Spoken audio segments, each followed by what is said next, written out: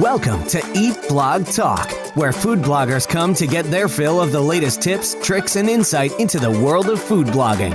If you feel that hunger for information, we'll provide you with the tools you need to add value to your blog, and we'll also ensure you're taking care of yourself, because food blogging is a demanding job. Now, please welcome your host, Megan Porta. Are you a motivated food blogger striving to meet financial or freedom goals? If so, then the Eat Blog Talk membership is for you. Take a journey with like-minded peers that will bring you past the overwhelm and straight into the arms of clarity. You will have direct access to guest experts delivering massive amounts of value into your business. You will have the opportunity to participate in monthly strategy calls, focusing on different aspects of food blogging, and most importantly, you will be part of a tight-knit, supportive, and encouraging family filled with people just like you. Visit eatblogtalk.com for more information, and the rest of us cannot wait to see you inside. Hey, food bloggers, welcome to Eat Blog Talk. This podcast is for you, food bloggers wanting value and clarity to help you find greater success in your business. Today, I am so honored to have Chef Dennis Littley here with me from AskChefDennis.com, and we are going to dive into the topic of optimizing old blog posts. Chef Dennis is a food blogger, chef, social media enthusiast, and travel blogger. He loves sharing his restaurant-style recipes and helps his friends find the joy of cooking. Dennis, you are like an old friend to me. I feel like I've known you forever. We were just talking before we started recording. It's been like 10 years, but it kind of feels like 100 years. So I'm just glad to have you here with me today. But first, before we dive into this topic, I, as well as everyone else, wants to hear what your fun fact is. My fun fact. Okay, I wrestled collegiate and Greco-Roman and freestyle for almost 30 years. That's my fun fact. Whoa. Okay. Tell me more about that. How did you get into that? And what does that mean? Well, when I say those styles, don't want people to think I was like a WWE wrestler. I wasn't diving off the ropes with a mask on, although some days that sounded like it could have been fun. But no, I started wrestling when I was 13 and went on through my high school career and a little bit in college. And there was not a lot left after that. So I started doing AAU wrestling, and it wasn't what I was used to. It was called freestyle. And freestyle was a completely different animal, and it changed over the years. And then I learned a little Greco-Roman and another style called Sambo, which was with a judo jacket and was extremely difficult. But yeah, it was something I did. I coached it for almost as long as I wrestled. And I was an official, worked my way up through the ranks as an official for AAU tournaments and getting the Olympic athletes ready. I competed in a few qualifiers myself, but was never quite at that level to actually compete in the Olympics or even get close. But I enjoyed it. I had a lot of fun doing it. That's so cool. And I see a theme with you. So you get into certain things and you really dive into them. Like you are a chef, and I know that you really are passionate about that. And food blogging as well. I mean, you've been like a really good resource for food bloggers for so many years. And wrestling, that obviously you liked it if you did it for 30 years on some level too. Yeah, I had a good time with that. I met a lot of really, really nice people. And you'll meet nice people no matter what you do. You just have to weed out the ones that aren't too nice. But yeah. That is so true. Yeah, that's great advice. Well, you're here today to talk about optimizing old blog posts. You and I both have layers and layers of content sitting in our archives. I'm in the process of going through mine right now. I made a decision it was probably a year ago to start getting stop creating the new until I started going through the old and kind of getting a handle on everything I had. I feel like I just built up so much garbage over the years and I wasn't paying attention to it. So now I'm just finally getting to the point where I'm like, okay, I need to take care of this stuff before I move on and make new stuff. And I'm sure you can relate to that. Oh, absolutely. So I'm excited to learn from you because I know you have kind of a process that you go through. So I guess the first question is, where do we even start with this? especially for older bloggers like you and me, how do we prioritize which posts we even focus on first? Well, I always tell people to start with Google Analytics. And the best place to start is with your posts that are already performing well. And, that might not be where you would think, but if your posts are performing well, you want to try and pump them up a little and get more out of them. And blogging has changed on how we write blogs, what we include in the blogs. I mean, we used to have a story with everything, and now people don't want the stories. They just want the recipe. You just got to have a jump to recipe button. But it doesn't mean you still can't inflect a little of your personality in it. And if they don't want it, well, it's too damn bad. Because it's your blog, and you need to write in a voice that you're comfortable with. So don't let people talk you out of that. But that being said, there's a format you kind of want to follow. And I've learned all this through trial and error and refusing to make changes, and then finally going, okay, I see what you're talking about. One of my best resources, I don't know if you know him, is Casey Marquis. He is just an exceptional person and always there to help. And he's done a lot for me and dragging me, kicking and screaming sometimes, but, making me make some changes.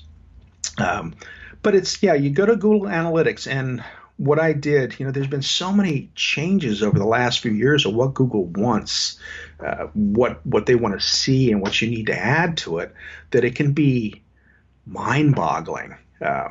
One of the first things I did before I even started updating the posts was I went to them and I went through Google Analytics and I started making sure that all the keywords were in there, that I had my other descriptions in for the people that can't see, oh my God, what do we call those? The alt text. Yeah, the alt text. Yeah. The alt tags were just whatever you were making was. We didn't know any better. And then somebody says, they're for the blind so they can hear what you're writing. I'm like, oh, that makes a whole lot of sense. So, I started with alt tags, descriptions, keywords, making sure that my recipes were all converted, because most recipe cards have those conversion tools in them, and that everything was kind of laid out going through your Google Search Console. So that was the first step in optimizing them somewhat to get them to perform a little better.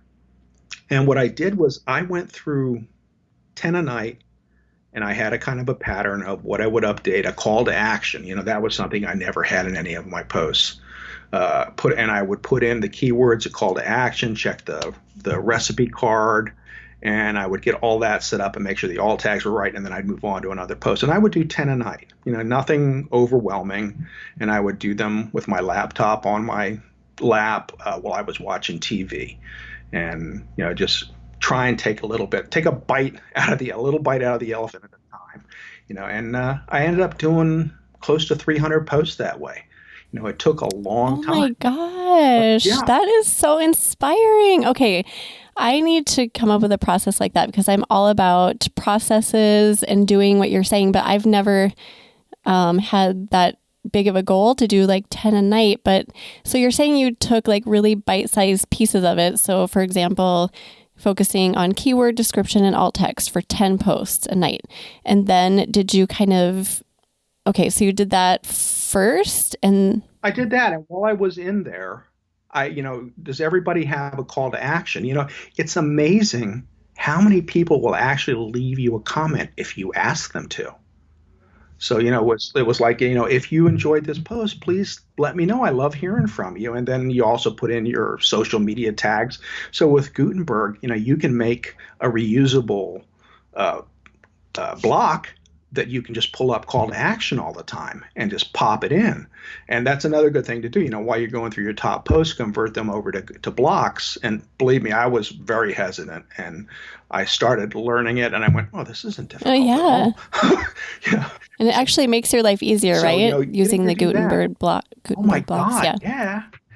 Although remember to convert the block to a regular block, because I wasn't doing that at first, and it was changing all my blocks to the same thing, which was making me crazy for a while. It took about 10 posts to figure that out, because it would just keep changing them. But and it doesn't have to be 10. Maybe your goal is 5, And you can take weekends off. It doesn't have to be every day, or maybe Monday through Thursday, but start taking bites out of that elephant and working on your posts that are already performing well. So you're not really affecting them too much. You're not changing the pictures. If you're in there and you see something that shouldn't be there anymore, if you want to pop out a story that was just way too long, or, if you're feeling really enthused about it, you might break up your paragraphs a little bit more so that, because we used to write like in one big block, so that you have ad space too, little things. And once you kind of get used to the flow of doing it, and then it's repeat, it's just repeat and then repeat, and you just do it. And then it becomes almost mindless to a point at that point. Yeah, I'm with you. I've been on a same journey over the years where I will go in, again, your 10 a night is so inspiring. I've never done that, but I will go into a post and do certain things over and over, like you mentioned, adding alt text to the images. And you're right. After a while, it becomes something that you really don't even have to think about. And I could sit in the evening next to my fire and my hubby and do it without even thinking about it. So this is super inspiring me because I need to get through my garbage. There's so much. So I need a process, and that will help me, I know, a ton. Yeah. I tell you, the first thing I did too was, we wrote some really, or I did anyway, I wrote some really bad posts when I first started. I'm with you.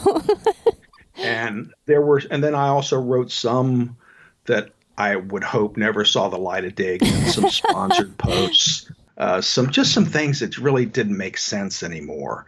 So I went in and I got rid of them, because another thing is Google gives you so much room to crawl. And if you have, like I had, I think 800 posts at the time, it was like, they're not going to crawl them all. So you're going to get some, and then maybe next month they'll do some more. So by weeding out the ones that you really don't need crawled anymore, and you don't have to delete them. You can uncheck them from being, unsearch if you want to. Some I was very happy just to get rid of them. So I got rid of them. But, it is a matter of prioritizing what you want Google to see too. So cleaning out some of your old content, or putting it into draft again so that you can fix it later. If it was something that gets traffic, don't. But if it's something that's, you'll be amazed if you go all the way down as far as Google Analytics will go to see that you're getting, one hit during the year. That's not something. Not worth it. No, so get rid of it, move on, or maybe save the idea. If the concept is good, save it, put it in a draft and save it. Very likely your title was bad. It contained too many words. I look back and see what I call some of the blog links, and they're just really too long, and they tell you now to get, specific. So your keywords are in there. My keywords weren't always in there. If it's doing well, leave it alone. Don't touch it. Don't redirect it. Don't do anything. But if it's something you can rewrite, well, that's something to think about too. But, Google Analytics is your friend, and that's kind of what you want to start leaning on to build up your posts. So it's like weeding a garden, right? Like you're pulling out all the bad stuff so you can allow the vegetables and the pretty flowers to grow. And if you keep the weeds in there, there's no guaranteeing that the flowers and vegetables will grow, because weeds take over everything. Sure, they take the nutrients, they take they take away from what you're trying to show. So, and it just makes for a better, all around appearance, of your blog too. This is your property. This is your business. So you want your business to shine. Yeah, definitely. What are your thoughts about images? Because I have some doozy images in my archives that are really embarrassing, and I just pray that nobody ever goes back and looks at them. So how do you determine which ones to reshoot, and how do you add that into your process? Well, that's something that I started doing quite a few years ago, was reshooting some of my better posts. And right now what I'll do is I started a list. Like the pandemic, as bad as it was, it did one really good thing for me. It reminded me that I like to cook. I had gotten so bogged down with the business of the blog and traveling and social media that we would just go out to eat 3 or 4 nights a week. And I was too tired or didn't feel like cooking. The pandemic, we didn't leave at all. So, I kind of enjoy doing this. So during that process, I started reshooting a lot of posts and retaking pictures. It's, people tell you don't touch your unicorn posts. If they're in 1 and 2 position, be very careful. I think swapping out images isn't as bad. If you start rewriting the content a lot, you might get in trouble. But I've started swapping out a lot of my images, and I'm going to tell you something I probably shouldn't tell you. But I've also started I've hired some people to start reshooting some of my posts for me because there's only so many hours in the day. I know. I don't think that's bad. I think that's just fine to do that. It was like I was living under a rock. Someone told me this a couple months ago, and I said, "There's what? There's people that'll do that?" She goes, "Oh yeah, I'll send you invites to the Facebook group." So through the process, it takes some time, and you're going to hit a couple bumps along the way, but you find a couple people that are good at what they do, and let them reshoot for you, and then that's when the whole format of rewriting your post comes into play too. Because I have a very specific way of writing a post now for Google to make Google happy. And with the images, it makes it really, really easy. So you're hiring out every reshoot, or do you do some, or just a select few? Okay. I do some, but everybody has a list. Like I have a list on my desk, and like the same 15 posts that I put on the list that I wanted to reshoot have been there for like 4 months. Because I was making something new or something else came into mind. So I started, farming some of those out.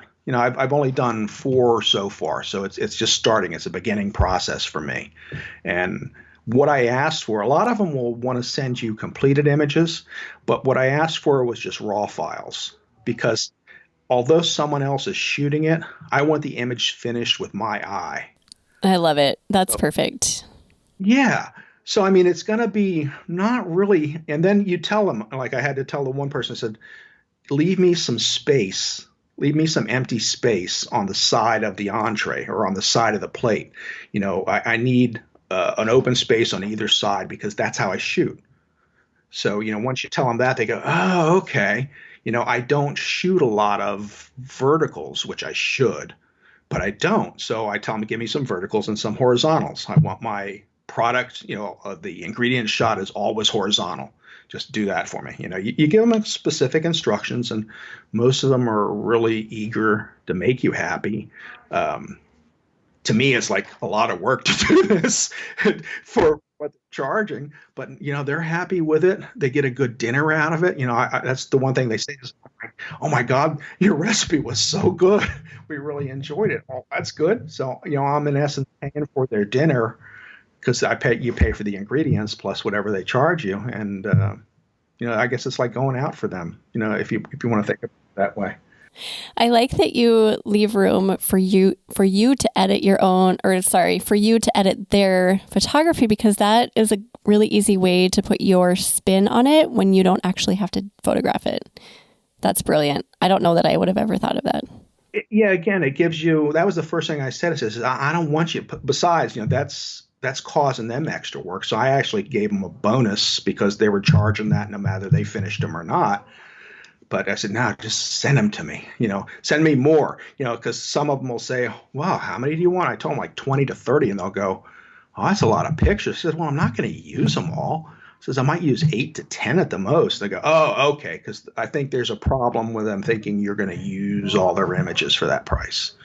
But I just want to choose. I want something to choose from and to try and pick out the ones that are more my style of shooting to try and keep.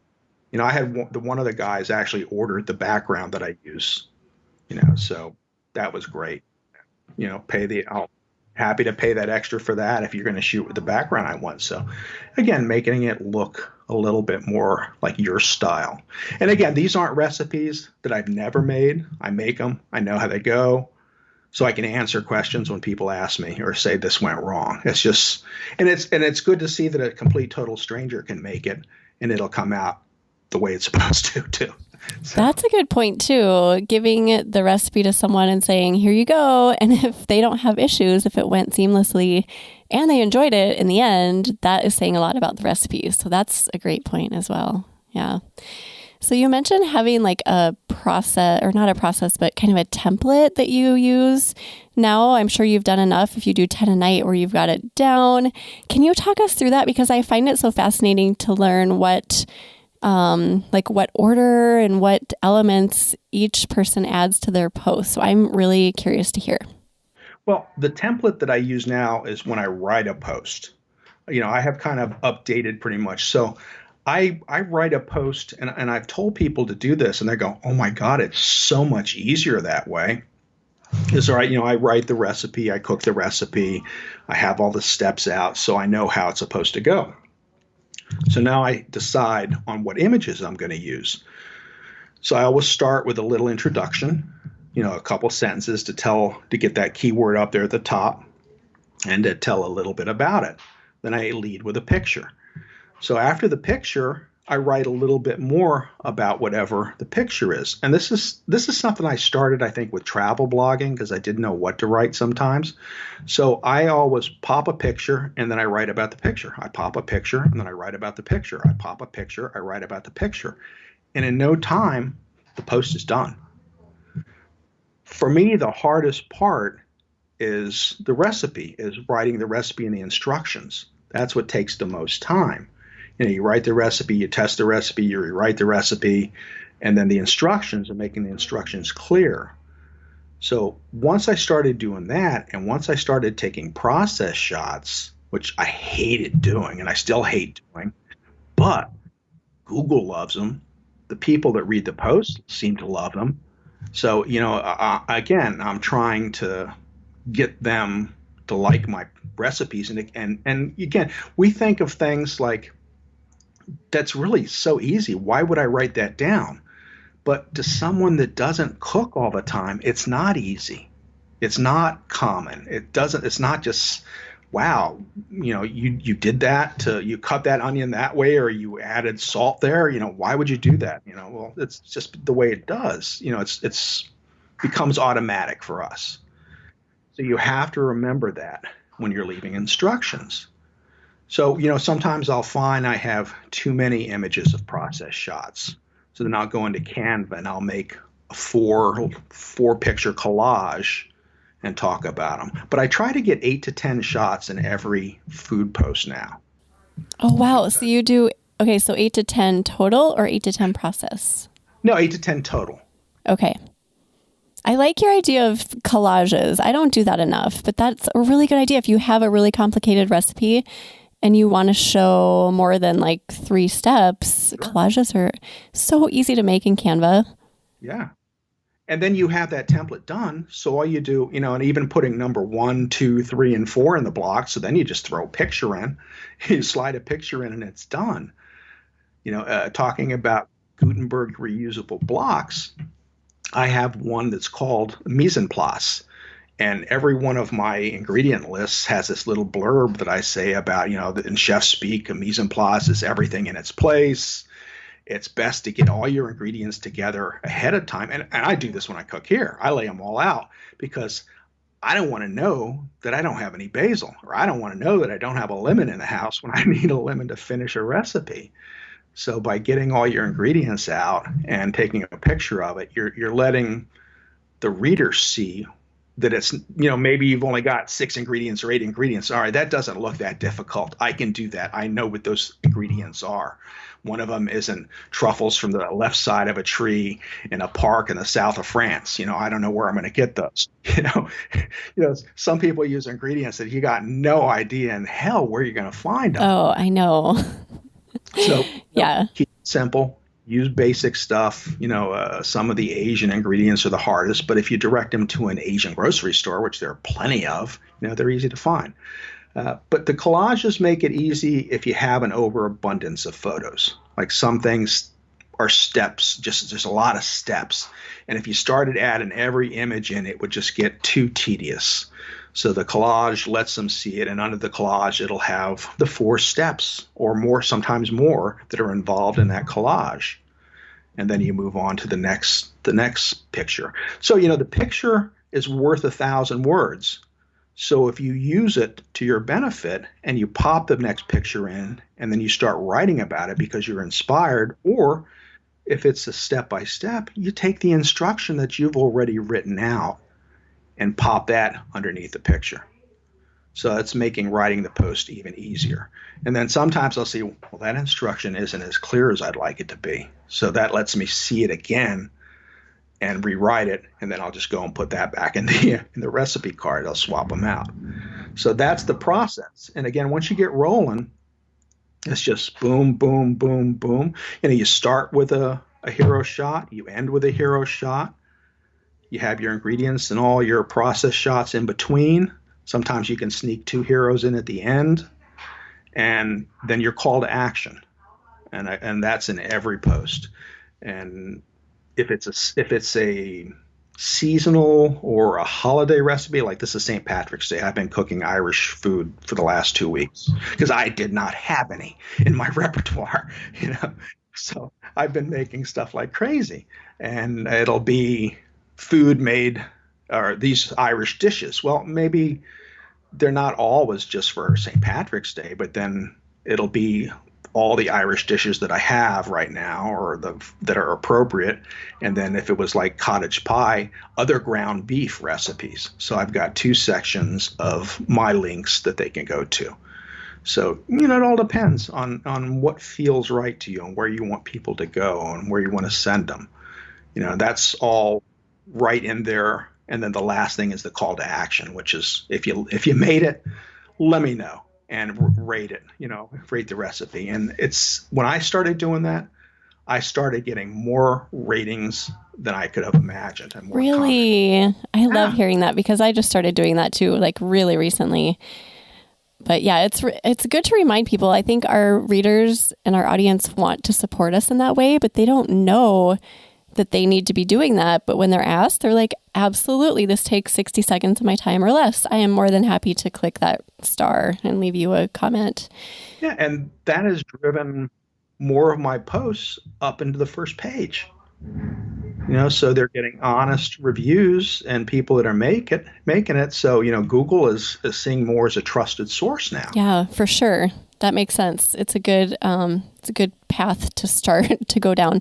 I am looking at your posts right now, your recent St. Patrick's Day post. This chocolate cake looks so ridiculously good. I keep scrolling back to it. I'm like, oh, I need a bite of that. That looks so delicious. Yeah, the Guinness cake was very nice. Oh my goodness. And wasn't difficult. There were a few simple techniques. And, there's tons of recipes out there too. So how many people have made a Guinness chocolate cake?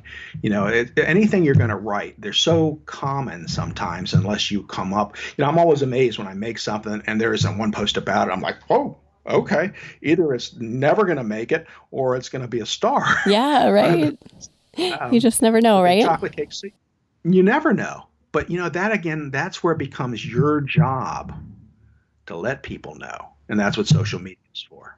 And your newsletters for. Oh, yes. I would love to talk to you a little more about that. But first, okay, I want to ask about the ingredient shots because I've been hesitant to implement that in my own blog because, like you said, process shots are not super fun. I do process shots, but I have never done ingredient shots, but that's kind of a new thing. A lot of bloggers are doing them. Do you think I need to start? I would start adding it simply because you're showing the reader how many things they need to gather to make it. So, and a lot of people, there was a big outcry about the jump to recipe buttons at first because they're missing all the ads. Well, no, people want to see if it's doable, if they can make it. So they'll jump to the recipe and go, yeah, I look at the ingredients. I think I can make that. It's not too difficult for me. So it's the same thing with the ingredient shot. Oh, look at them. Okay, there's not that many.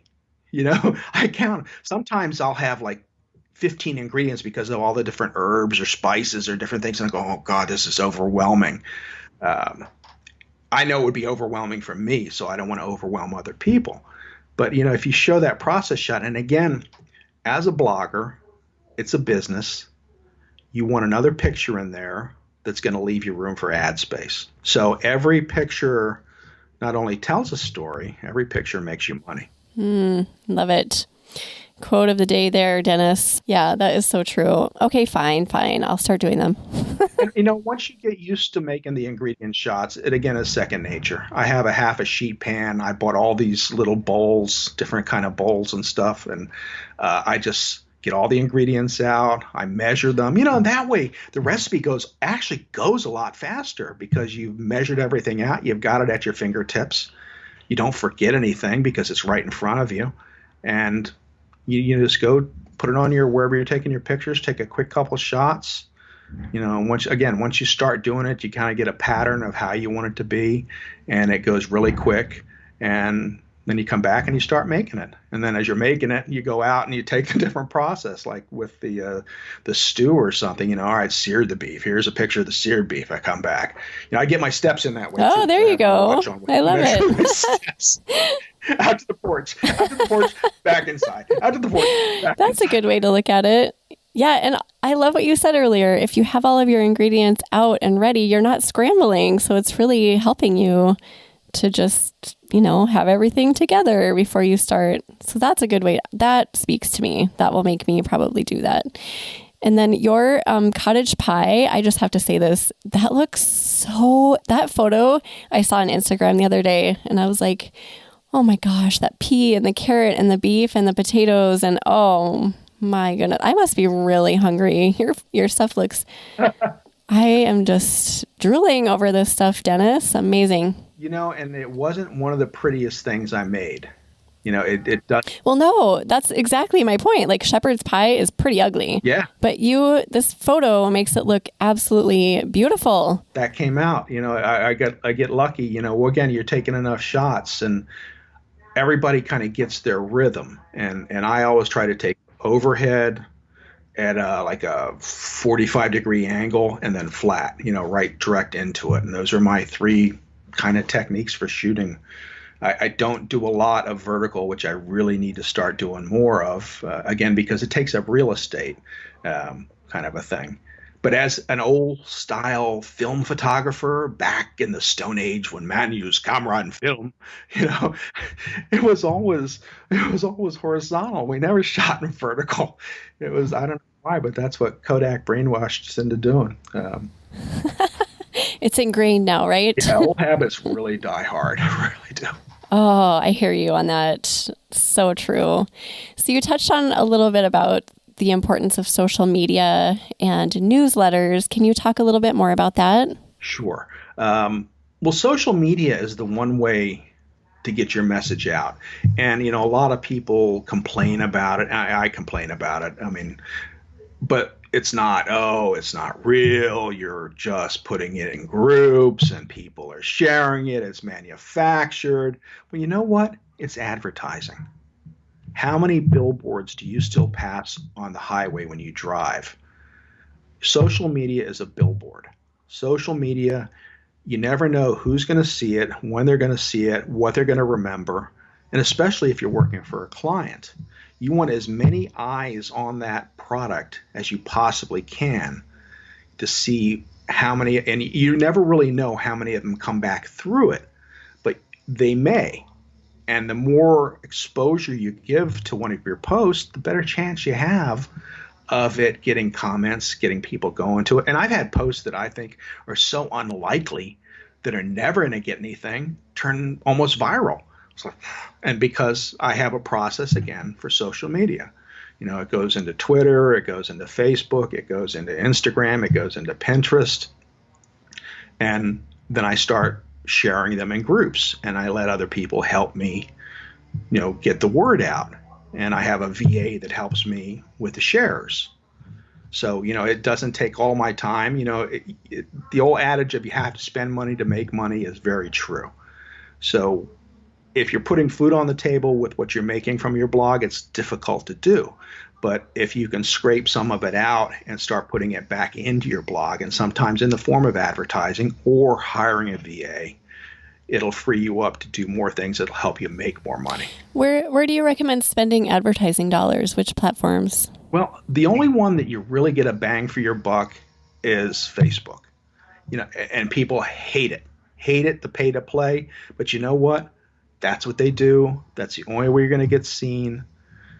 So if you can work it into a budget, and it doesn't have to be a lot, it can be $5, it can be $10. When someone hires me to write a blog post, I take about a 5% of what they're going to pay. I've added it on to what they're going to pay me, and I use that to do a really good Facebook campaign.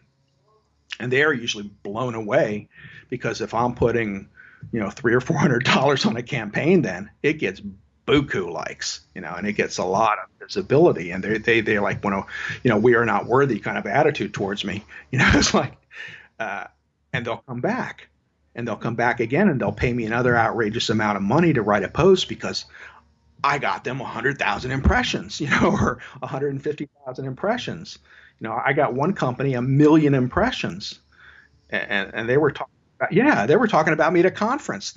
A friend of mine says, they're up there on the stage talking about you now. This was a travel, just because you're getting them so much traffic. So, you become, they don't even think about when you say, all right, it's going to be another $500, or if I'm asking for, $3,000 or $5,000, whatever you're asking for, they'll go, okay. Yeah, with that kind of exposure. So how many dollars do you recommend food bloggers spending? Because we don't have like wild budgets. So what are your thoughts on that? Yeah, if you don't have money, and again, you enter into the dark realm when you start, because once you start, you can never come back. But if you look at how many likes and how many shares you're getting now, unless you're already doing well, if you're doing well with the system you have, do not advertise unless you get sponsored posts. But if you're not, start dipping your toes in. And they make it really easy. There's a boost button under it, and you can get more specific by going to the ad center and really nailing down the specifics of who you want. And like, I just boosted the cake, and it was, you look for topics that they'll have in their system that people are already interested in this. So it's chocolate cake, it's baking, it's the Food Network, it's the cooking channel, it's maybe Sally's Baking Edition because people love Sally. So I'm going to look for I'm going to target the people that are already like her. You're going to target people that are looking for what you've made. And sometimes you rock it, and sometimes it just drops like a rock. So it's hard to say what exactly is going to work, but this is what I do each time. I go after a specific age group. I usually go between 23 and like 55. That's like the biggest section of my readers. I always keep it above 21, just in case there's any alcohol issues or anything else that you get any kind of gray area with Facebook. But go down, you can get very specific with who you want to see it if you go to the ad center. In the boost, there's not quite as many. And then you kind of have a segmented. Now, I only show to the United States too, because they're the ones that pay the most through my ad network. Like during the normal course of the year, I have about 68% from the United States, and the rest is the rest of the world. And a lot of that thanks to FoodBuzz, because they got me out there, and then Google Plus got me out there even more. But the other countries don't pay very well in comparison to the United States. Over Thanksgiving, they thought I broke the internet because it was all American readers, and my RPM was unbelievable. But it's you focus. So I focused just on the United States. If you needed to really show somebody some crazy numbers, you can put it to the world. But honestly, those people aren't going to return to you what you really want for your blog. So you've actually found quite a few or quite a bit of traction. Like you get blog visits from focusing on Facebook ads. Okay. I do. I get a fair amount of traffic. It's not in terms of rocking the world, it's never going to be, and it shouldn't be, extremely high, because if it's higher than your organic traffic or close to your organic traffic, you're doing something wrong in terms of posting, because you want the majority of it to be from organic traffic. I think 70%, 75% of my traffic is organic. The next biggest chunk of it is direct traffic, and then Pinterest. And then after Pinterest, then we'll have Facebook. Every now and then Twitter will worm its way up in there, but not usually. Actually, surprisingly, the other search engines too. And I can't even think of them because I don't use them. But did you mention Pinterest? Pinterest, yeah. Pinterest is number 3. Pinterest is generally, and that's a search engine, but it's still kind of a social search engine. But, Yahoo, I still get some stuff from them, crazy as it seems. Bing's the other one. Not a lot of traffic, but some. And I have tried. I also now have, I run some Google ads too. And they don't produce the volume that I thought they might. But again, it's that billboard on the highway that I'm looking for, because you don't know how many of them are signing up to my newsletter, how many of them are coming back on their own once they've seen the ad. So on ads, I lose a little money dollar-wise each month on what they're making me in return, but you don't know what, again, that's advertising. You don't know what the benefits, the long-term benefits are of getting from it. So you have to be long-sighted and not always short-sighted when you're going to spend some money. And that's, again, if you have the money to spend. It's all well and good if you have it to spend. But again, if you're putting food on your family's table, especially in these times, you just have to be prudent about what you're going to spend. Well, that's so true. I know I did Facebook advertising years ago, and I feel like I invested so much money for really nothing. I didn't know what I was doing, and it's such a dumb thing that I even put money there without really knowing what I was doing. So ever since then, I've just been a little bit afraid to dive into that. So I feel like we could have an entirely other conversation on that, because it's something I've never understood. Like, is the boost button worth it? Do I need to go through is it called the campaigns manager or something? Campaign manager? Yeah, the campaign manager, you can really dive deeper. You can really, you could target 30-year-old women from Wisconsin if you wanted to, divorced women, married, with 2 kids or whatever. You can get real specific. I don't think you need to, unless you were targeting a specific product for a company that was looking for that specific, people demographic. But, again, like I said, I stay with the United States. I used to send it to Canada too. But what happens is Canada is cheaper to buy ads from the United States. So you wouldn't get as much exposure in the United States because they'd be spending it all on the Canadian ads, which were cheaper, if you let Facebook decide for you. So then I just said, to hell with it. I make my money through the United States ads, so let's target those people. One other thing someone told me too, and actually Casey mentioned it. He was having lunch with a woman who does Facebook ads. I don't use her for Facebook ads, but what she did set up for me was a subscription ad. And we spend $5 a day on a subscription ad. And I've tried spending more and it doesn't do anything. And the subscription ad puts ads for me about my blog to sign up to subscribe to my blog through there. And I've gotten, I think, a little over 2,000 in a year subscribers via Facebook. Whoa, that is something I've never heard before. That's cool. I hadn't either. And Casey was having lunch with her, and she said something, and she goes, well, none of the bloggers do that. And she went, oh my God, are you kidding me? They don't take advantage of this? So I was like, I think I was the first one. I was the guinea pig, and it just started really rolling in after that. And I was like, well, it's an untapped reservoir of people. And again, I told her target just the United States because, and other people see it, but it's just because that's, again, when we first started it, we were targeting the world and then targeting Canada and North America. And then I said, look, let's be more specific. Let's just target the United States. So she's tried some different pictures. Different things do well. Like, it seemed that they like pictures of me rather than pictures of food. They were more inclined to sign up if they saw me, standing there in a chef coat or however one she decided. Yeah, because they were looking for Chef Dennis. So, and again, bloggers are always afraid to show themselves. But let's go back to the days of Google Plus. Authority comes from people trusting you. People trust people that they see and they can put a face to something they do. So, that's always been the philosophy behind that, and it seems proven true. Like one of the first things you always want to have is a picture of yourself at the top of your blog. Don't be afraid to show yourself. You don't have to show your kids. You don't have to show your husband or wife. You don't have to show any of the rest of your family.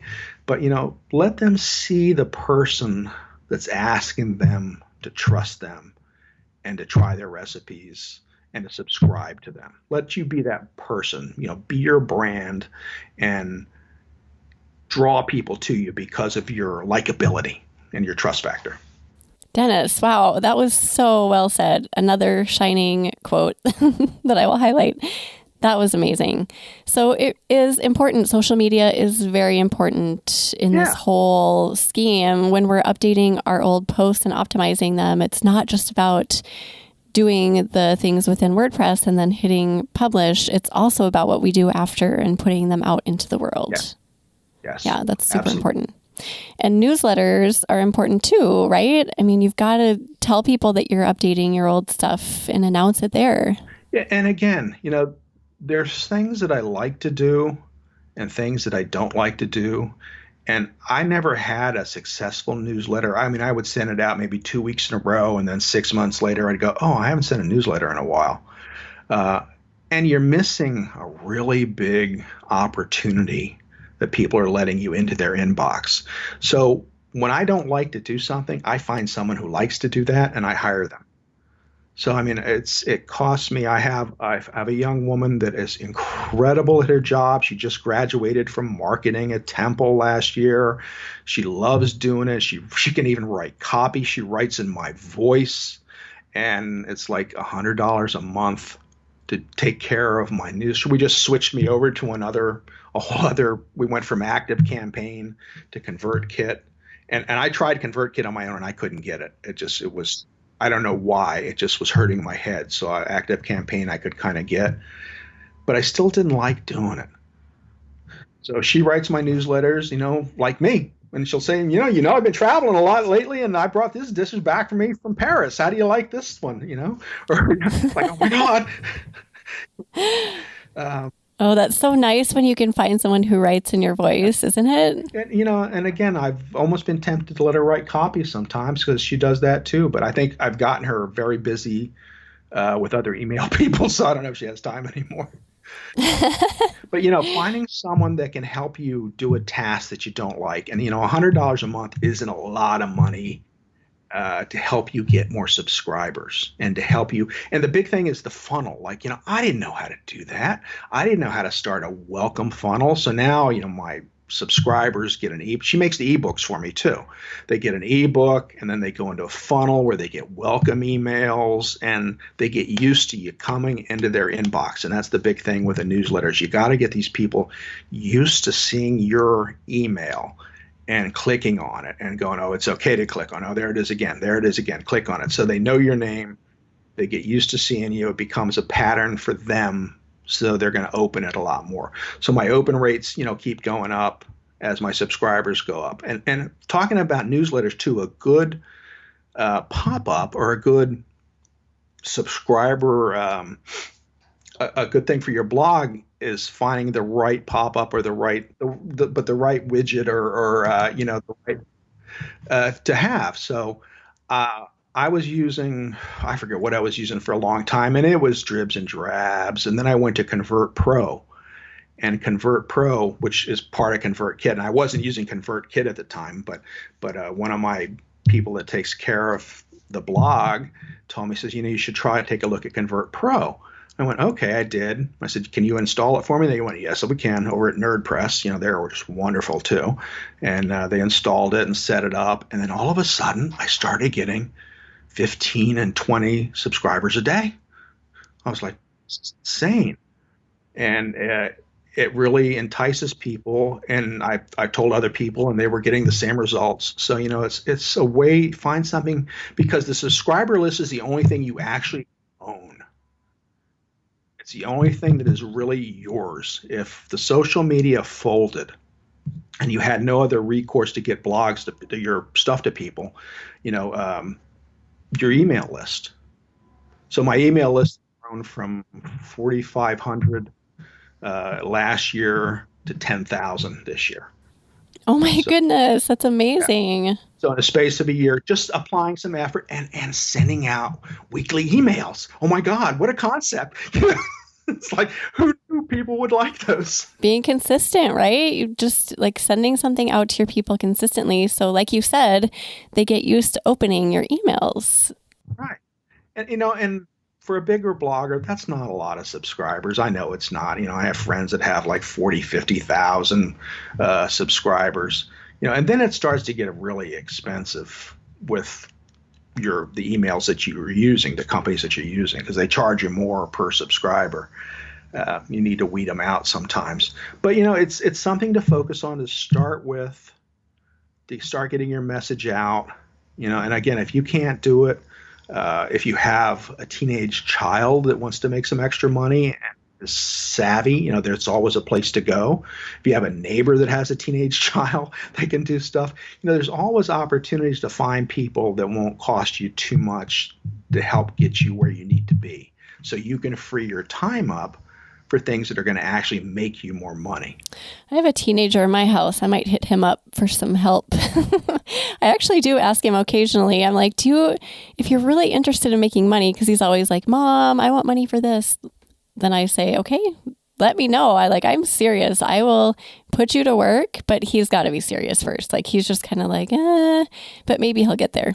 You have to let them know the possibilities, because like I said, if you teach them to take your pictures or take your videos, do you know that people will pay you $300 to make a video for them? And they'll go, what? Do you know that you can do this instead of working in a restaurant while you're in college or doing some other menial task?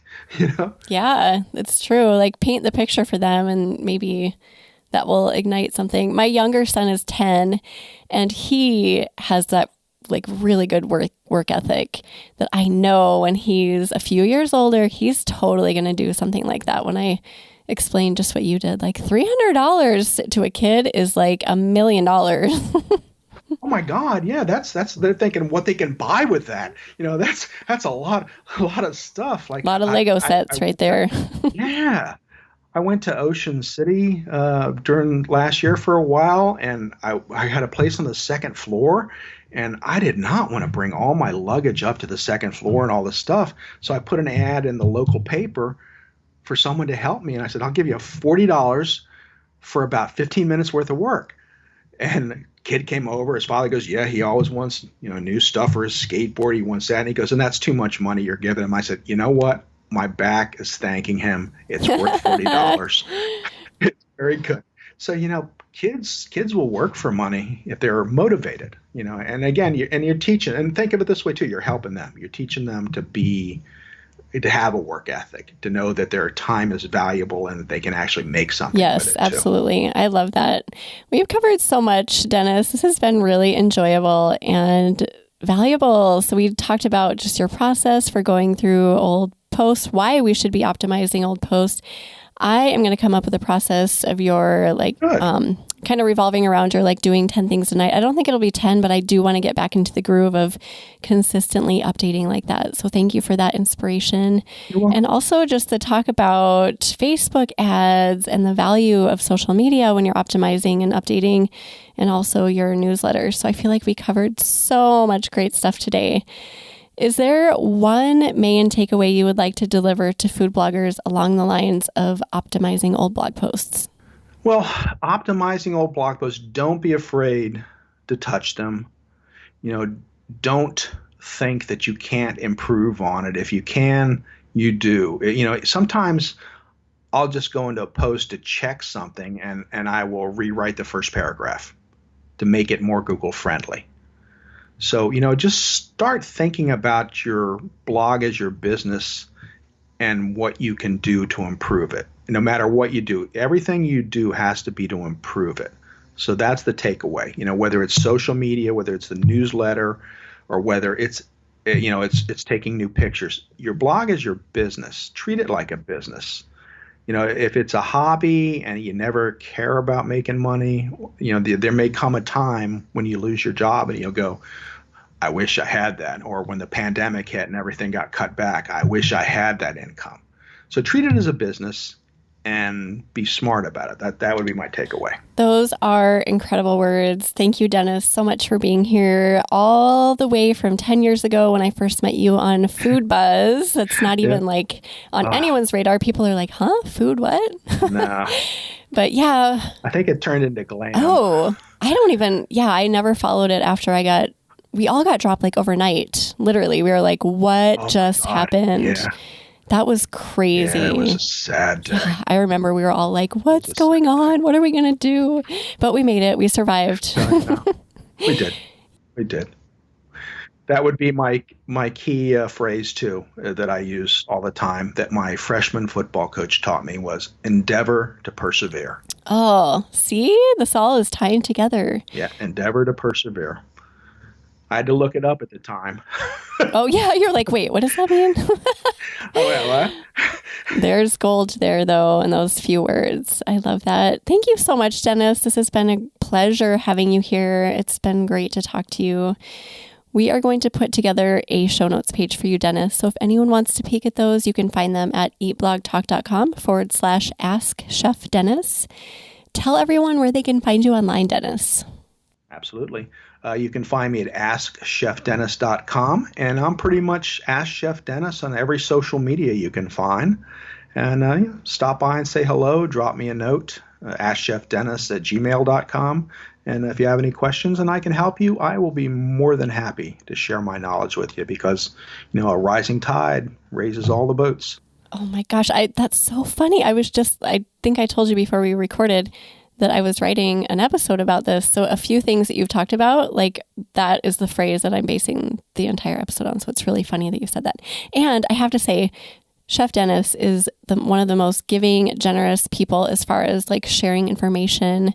That's kind of your theme. Whenever I think of you, I think of like how generous you are with all the things you've learned over the years. So I really appreciate you extending that offer. And it doesn't surprise me at all that you did that. So thank you, Dennis. My pleasure.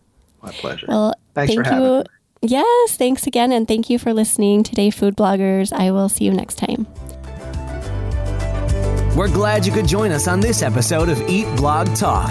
For more resources based on today's discussion, as well as show notes and an opportunity to be on a future episode of the show, be sure to head to eatblogtalk.com. If you feel that hunger for information, we'll be here to feed you on Eat Blog Talk.